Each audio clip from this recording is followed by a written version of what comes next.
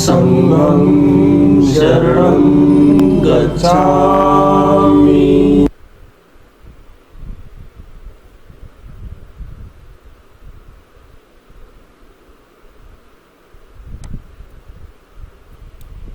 Hello guys, तो आज हम देखने वाले हैं हमारा ये क्वेश्चन जिसका नाम है स्ट्रिंग। ये एक प्रॉब्लम है स्ट्रिंग सर्चिंग में हैकर अर्थ के अंदर। इस प्रॉब्लम में हमें गिवन है कि एक स्ट्रिंग होगी जिसका हमें साइज़ गिवन होगा और उसमें जितने भी कैरेक्टर्स होंगे वो सारे के सारे लोअर केस इंग्लिश कैरेक्टर्स होंगे। अब हमें ये बताना है कि जो हमारे पास अक्रेंसेज होंगी, जैसे you need to select the single character lower case alphabet. हमें कोई भी एक कैरेक्टर उसमें से सेलेक्ट करना है और उसकी जितनी भी अक्रेंसेज होंगी ना उस स्ट्रिंग के अंदर, उन सबको वहाँ से डिलीट करना है। ठीक है। और अब हमें ये बोला हुआ है कि हमें ये पता होना चाहिए कि हम ये जो कंडीशन है, ये जो ऑपरेशन है, इसको सिर्फ एक बार ही लगा सकते हैं स्ट्रिंग में।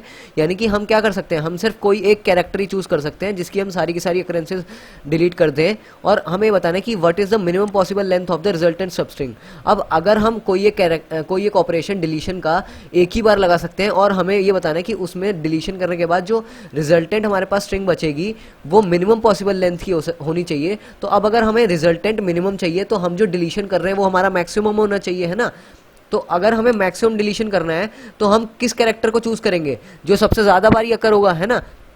तो अगर हम सबसे ज्यादा अकरेंसेस वाले कैरेक्टर को चूज करेंगे और उसे वहां से डिलीट कर देंगे तो अब जो हमारी स्ट्रिंग बनेगी वो ही सबसे मिनिमम पॉसिबल लेंथ की बनेगी ना।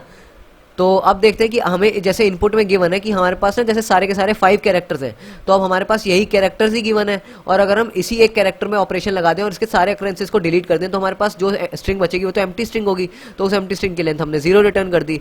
तो हमें ये भी बस एक केस ध्यान रखना है कि अगर एम्प्टी स्ट्रिंग होगी तो उसमें 0 भी रिटर्न करना है। ठीक है। तो अब देखते हैं कि इस क्वेश्चन को अप्रोच कैसे कर सकते हैं। तो अप्रोच करने के लिए हम क्या करेंगे ना, हमारे पास जितने भी कैरेक्टर्स हैं, मान लो जैसे हमने ABCDE और F, ये हमारे पास स्ट्रिंग गिवन थी।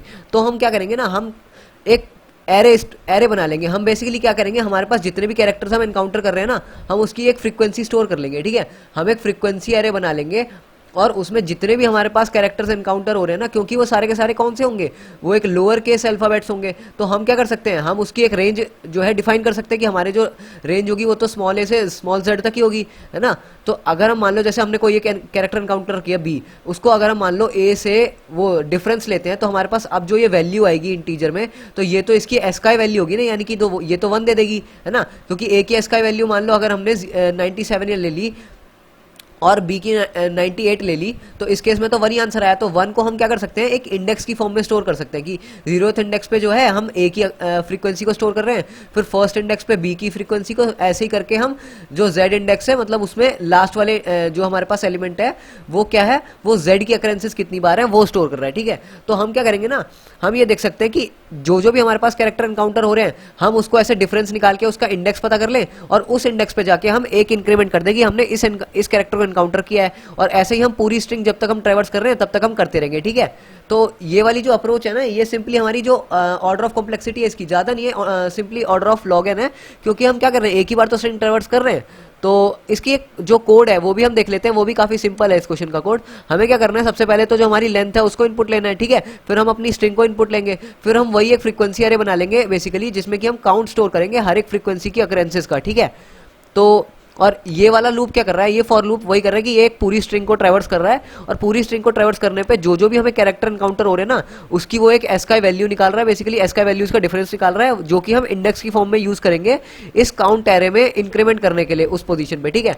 तो अब हमने जैसे मान लो अब हमारा ये लूप खत्म हो गया, तो अब जो काउंट एरे है ये क्या स्टोर करेगा, जितने भी कैरेक्टर्स हैं उन सबकी फ्रीक्वेंसी स्टोर करेगा। और हमें ये बताना है कि उन जितनी भी फ्रीक्वेंसी हैं उनमें से जो ये मैक्सिमम एलिमेंट है ना, ये क्या बताएगा, ये उनमें से जो मैक्सिमम वैल्यू है ना उसको बता देगा। यानी कि कौन सी हमारे पास मतलब जो कैरेक्टर सबसे ज्यादा बारी आया है ना, उसका हमें काउंट बता देगा कि ये वाला सबसे ज्यादा बारी आया है। तो हमें बस क्या करना है, उसे डिलीट करना है। मतलब हम क्या करेंगे, उसकी जो भी हमारी अकरेंसेज है, मानी कि जो मैक्सिमम फ्रीक्वेंसी है उसको अगर हम माइनस कर दें हमारी लेंथ में से, तो ये हमारे को क्या दे देगा, ये हमारे पास रिजल्टेंट स्ट्रिंग दे देगा जो कि डिलीशन के बाद आएगी।